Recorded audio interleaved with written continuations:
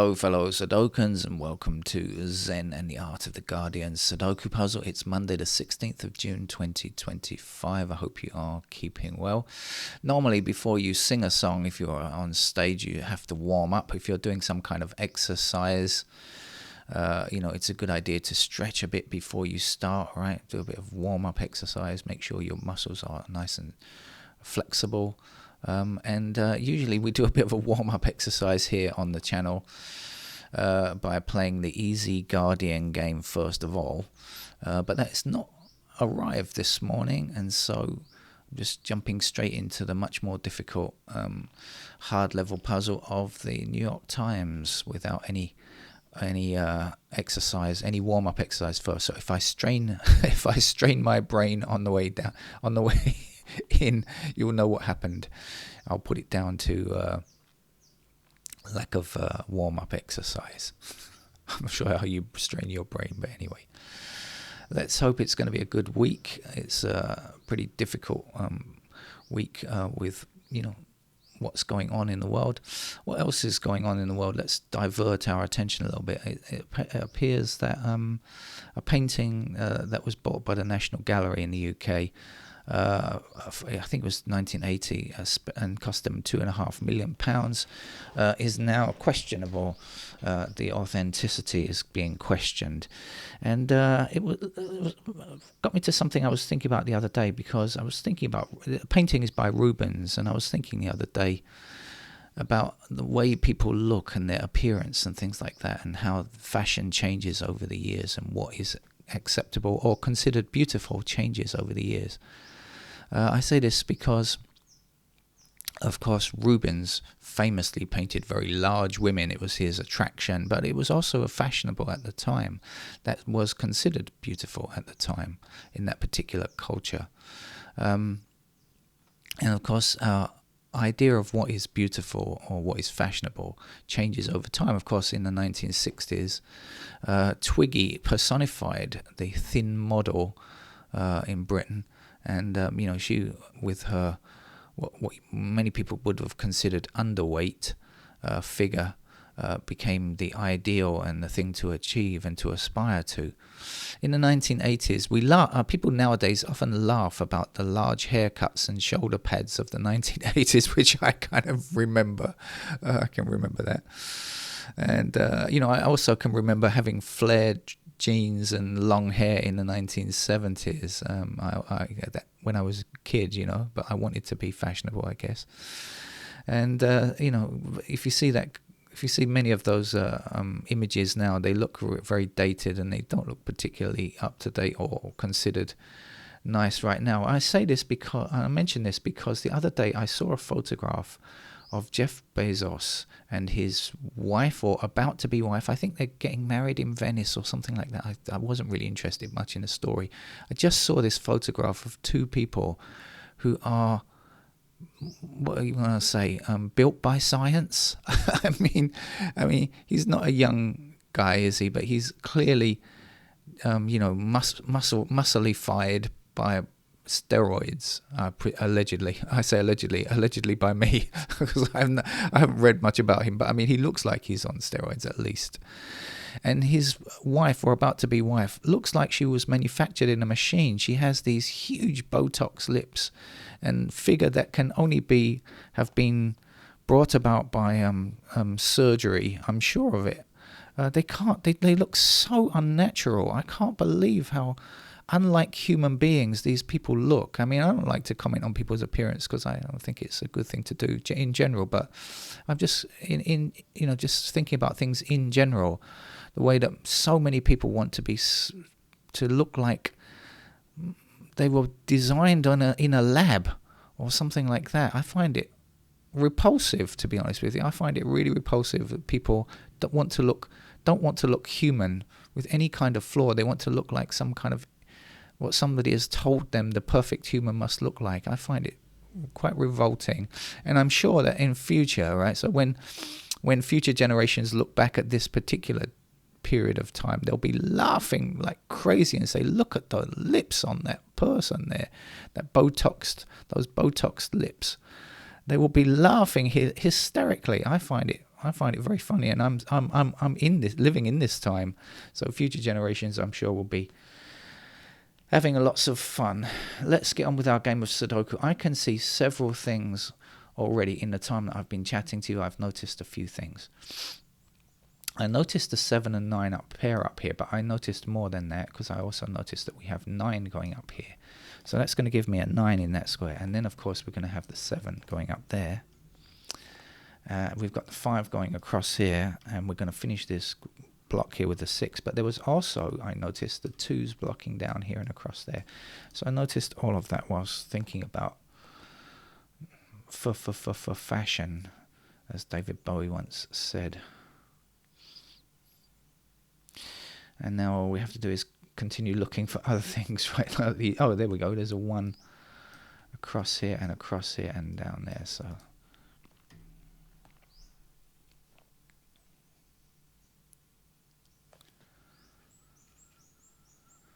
let's see what we're looking for down here. There's 1, there's a 3 that we're going to need, and I believe there's a 4. 1, 3, and 4.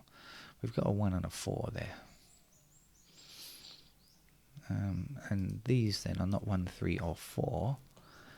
They are 5, 6, 7. So we've got 7 blocking down there, so 7s are there.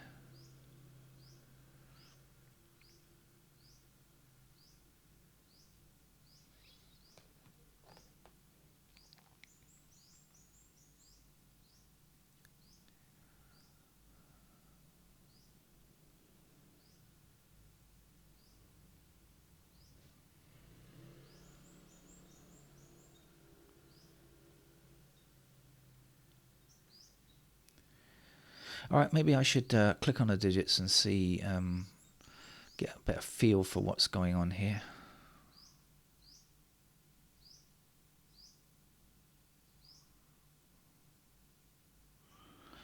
Sometimes when you get a few very easy ones at the beginning, you tend to get a bit stuck, or I tend to get a bit stuck, I should say, of course.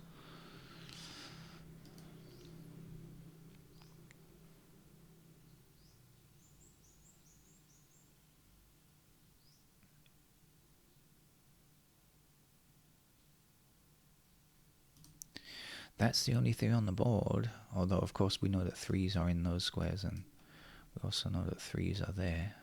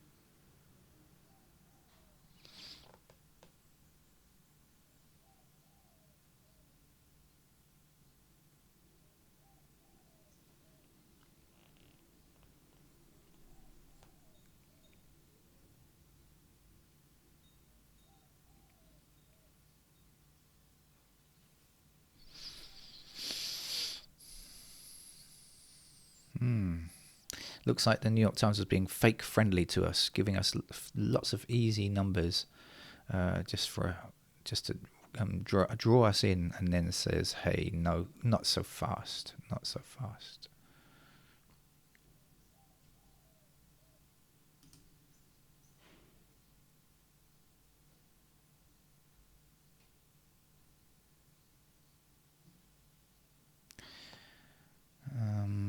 But I think we've got a 9. 9 here, 9 there, 9 there. But you'll notice because of our 9 blocking up here and across there, we'll get 9 in one of those 2 squares, blocking that square there, and 9 blocking this square. So we will have a 9 just here, then 9 across here, across there, and 9 up here gives me 9 in that square. 9 down and up and across here means that that's a 9.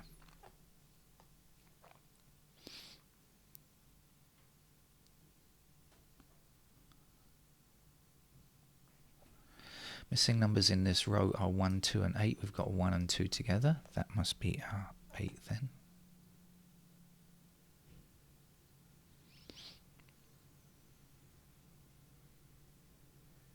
And the 2 blocks this square, so that would be the 2 and that would be the 1.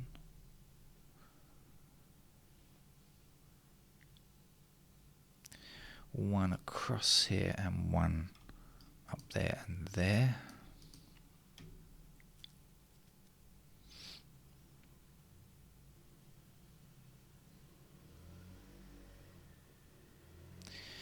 Eight across here and 8 up there means that that's an 8.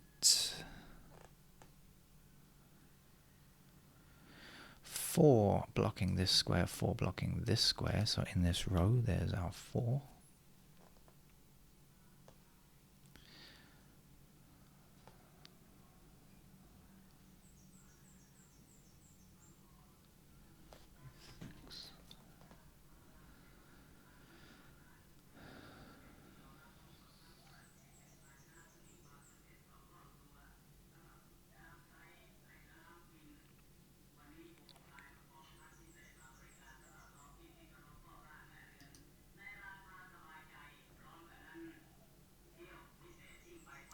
Sorry about the unintended sound effects. That's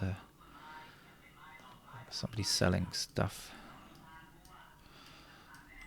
2 there, 2 up here, 2 down there, 2 across this way, 2 up here. 2 is a finished digit now. Let's revisit 1 just in case. Okay, 3. That's still the only 3 on the board.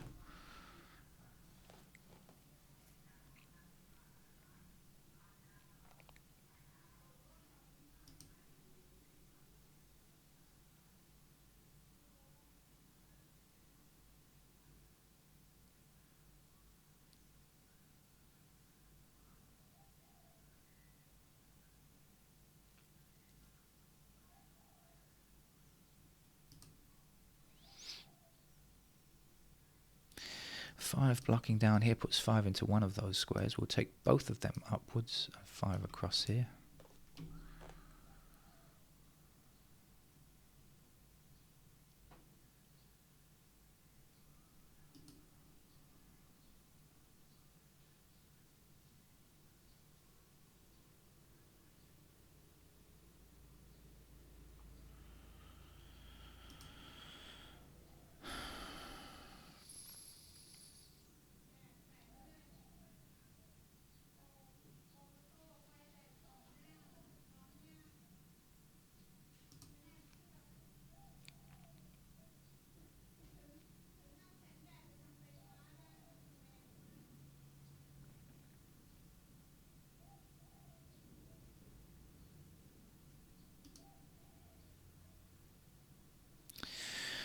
Okay, I think we're getting to the tricky bit now. There's lots of 3, 6 pairs around.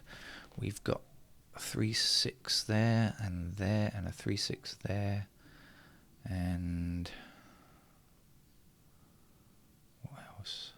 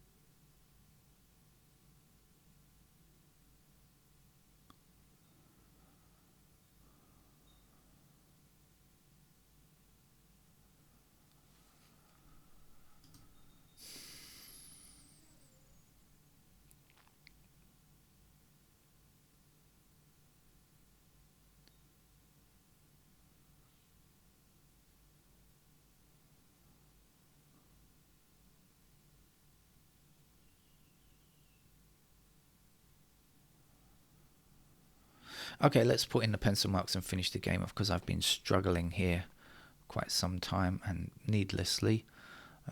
4 blocking up here, so there's the 4s.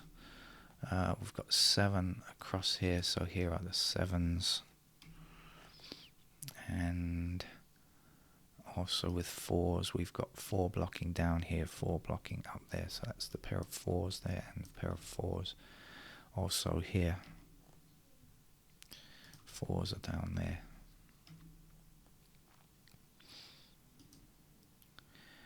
We know that 1s are in those squares and those squares.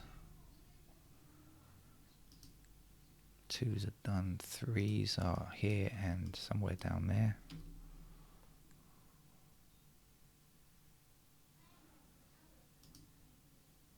Fours are done as much as I can. I think 5s are in those squares there.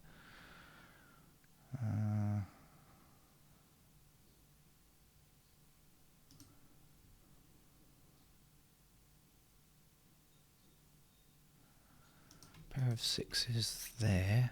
Pair of 6s there.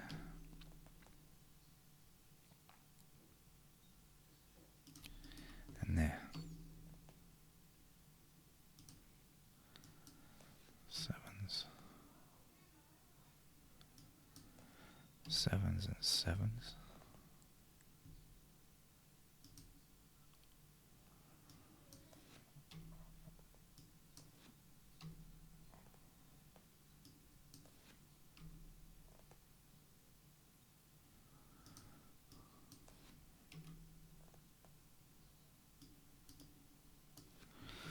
Okay, those are our pairs that we can work with.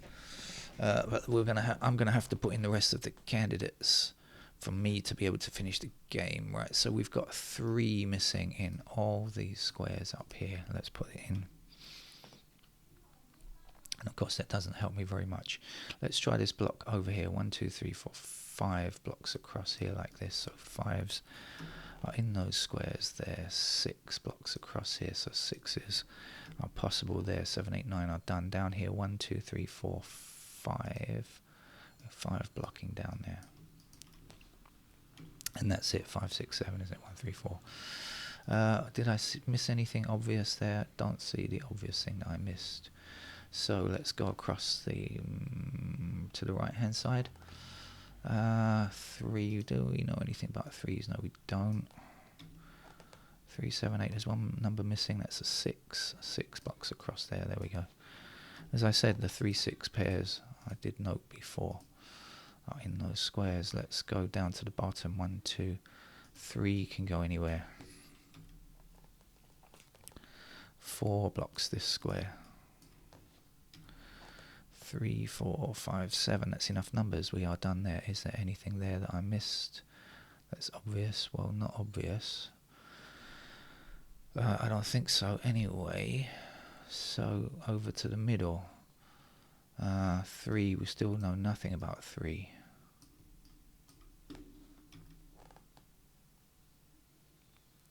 5 blocks like this.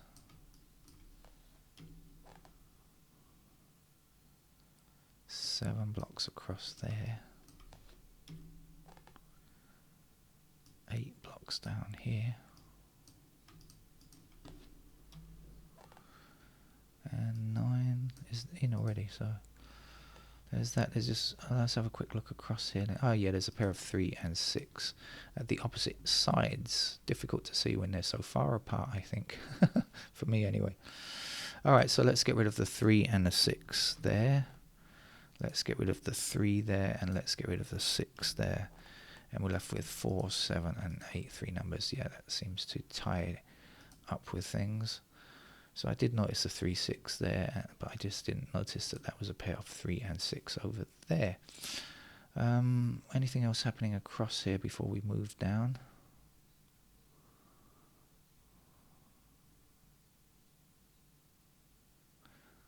I'm not sure. So let's finish off the grid. 1, 2, 3. Do we know anything about 3 yet? Still no. 5 blocks down here.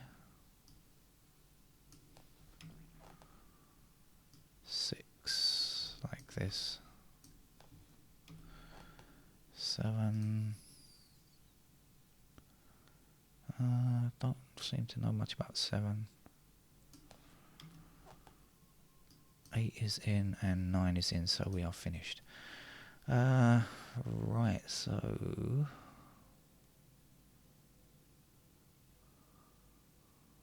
okay, we've got 1, 3 and 7 here, 3 numbers in 3 squares, so it means that the 3 and the 7 can be removed there, and it means that that 7 can be removed there. Now we've got a pair of 5 and 6 in those squares. This is the only 7 in this column now. Let's put in the 7 there, and let's remove candidate 7s there.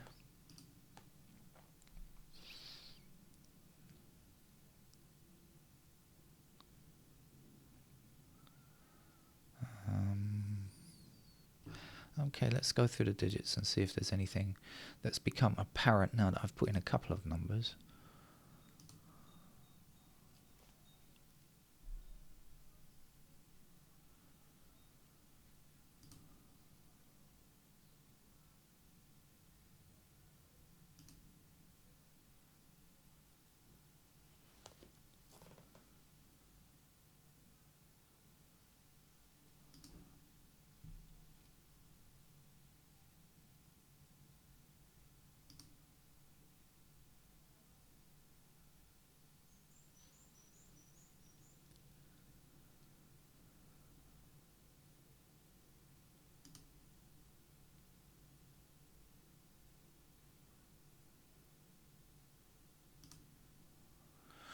No, okay, so I've got to keep at it.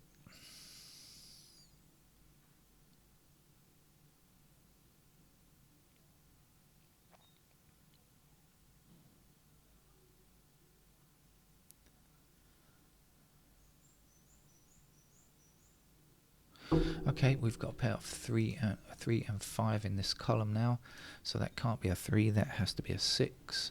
That's our 3 over there, that's our 6 there, and that's a 6 over there, and there's our 3, which leaves a 5 there. Get rid of those 5s. That's a 6, that's a 5. We'll get rid of some 5s along the bottom. That's the only spot for a 5, that's a 5 there, that's a 5 there, and again we'll do some 5 removals. A 5 is actually finished. This is now an 8, and 4 is in that square, so that's a 4, and this got to be removed. We've got pointing 4s across here, so this must be our 4, and that's our 3, and there's our 1. That's a 1. 1, 2 and 5 now finished. Let's remove the straggling candidate. We can see we've only got a 3 left in that square. So we've got 8 here, 7 there, 3 there, 4, 7 there. No 7s there, thank you very much. Also no 3s there, thank you very much. 6 and 9, okay. That can't be a 3, can it? Okay, we've got a 6 up here, so this is going to be our 9, which gives us 7 there and 6 there. And says you must remove the 6. This can't be a 3. Oops, can't be a 3, I said, not must be a 3. And this is a 6. And this is not. Oh, hit the wrong key again. Often hit the wrong key in this channel. It should be called the wrong key channel. But then you might just imagine I'm being musically inept. 7 blocks up here, that means that will be a 3, that will be a 7. That's got to be the 8. That's a 7 over there. 3, 8. We've got 8 here, so that's the 8 up there. This is a 3. That's a 3, and the last number is 9 to finish off the grid. So that's our nicely challenging New York Times Sudoku, hard level Sudoku puzzle. As I said, no warm-up, just straight into that one without any warm-up. I'll be back later in the day this is pretty much a non-working day for me, unless something crops up. I don't have anything until the evening, so I should be mostly relaxing, and I'm playing Sudoku with you from time to time. Take care. Bye bye.